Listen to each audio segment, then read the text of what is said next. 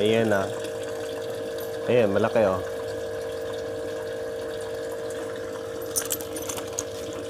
Sa wakas kahit papano, self-sustain na tong mini pond na to.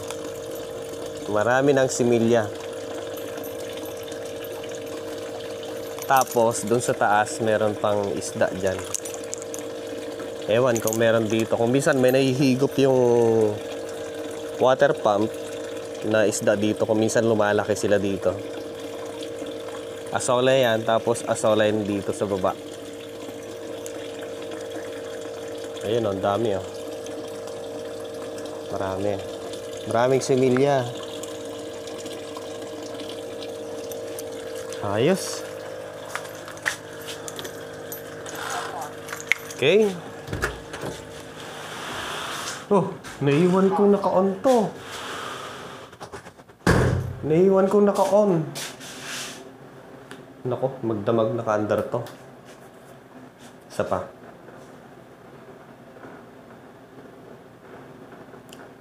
So kung wala akong ginagawa, nanonood ako ng movie, mga ganon, dito. Okay, so today's video kasi, kailangan natin.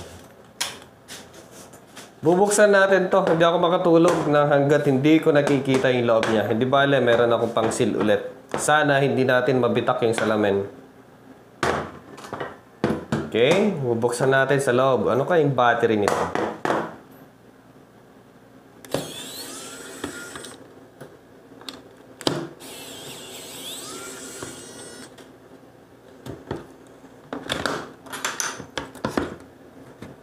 Tanggalin natin muna dito.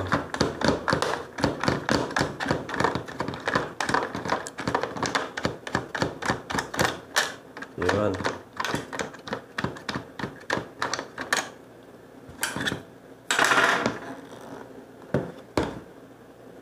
Tingnan natin dito. Baka may hint dito.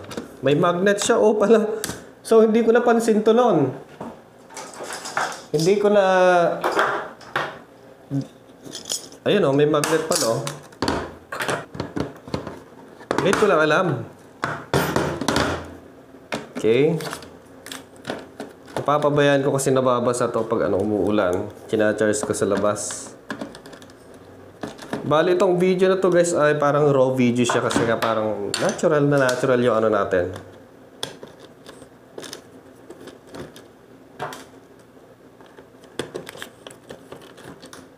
Okay.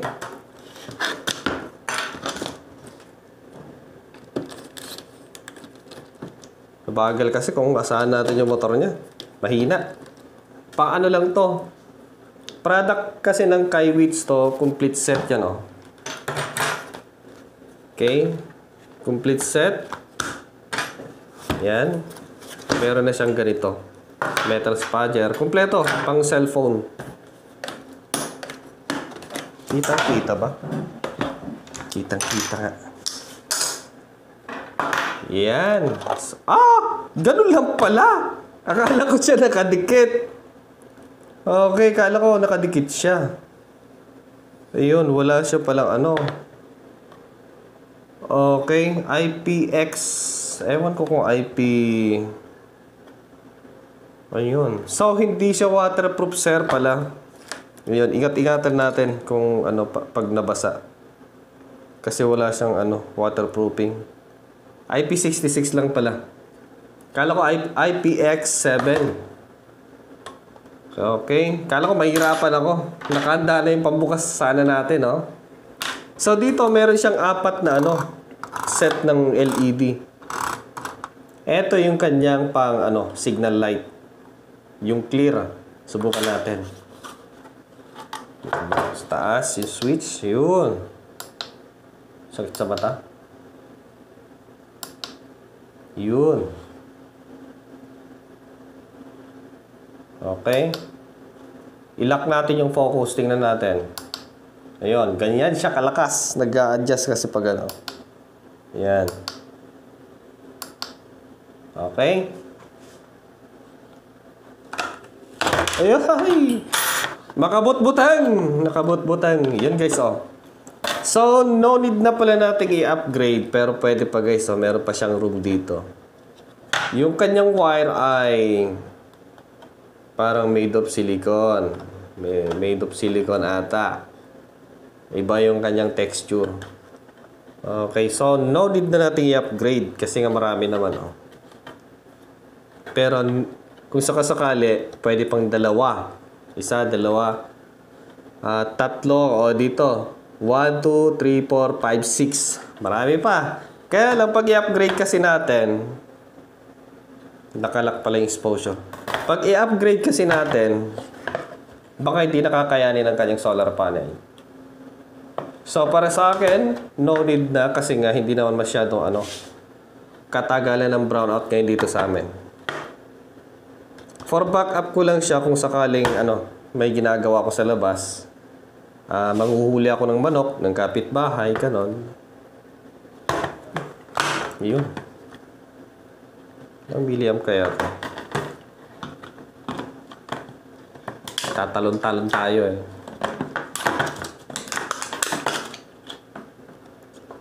Okay? Ayun. So, naka-ano lang siya. Naka-parallel. Ayun o.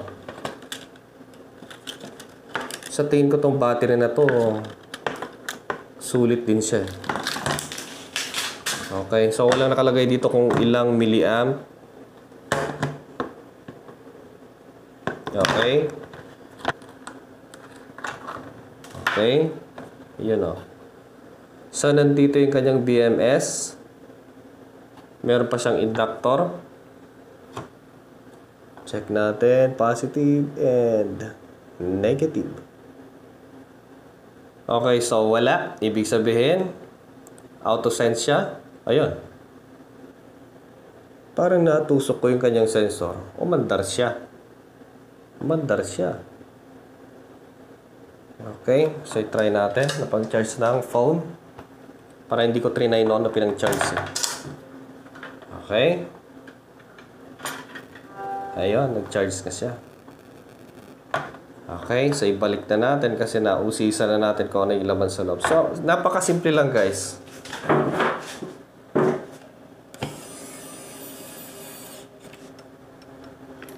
Sa dalawa, tatlo. Tapos sa ibabaw para dumikit. Yan. So yung ganito acrylic sealant, marami sa hardware yan. Okay. Lagyan natin dito sa ilalim. Boom. Pag sakaling mahina na yung battery, pwede natin siyang tungkabin. Grabe, tigas.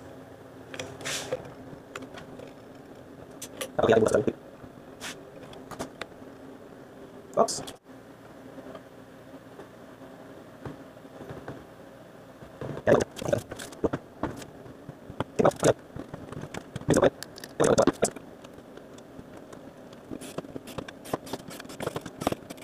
Light check.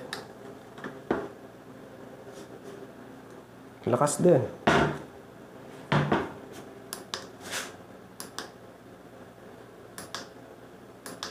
Okay.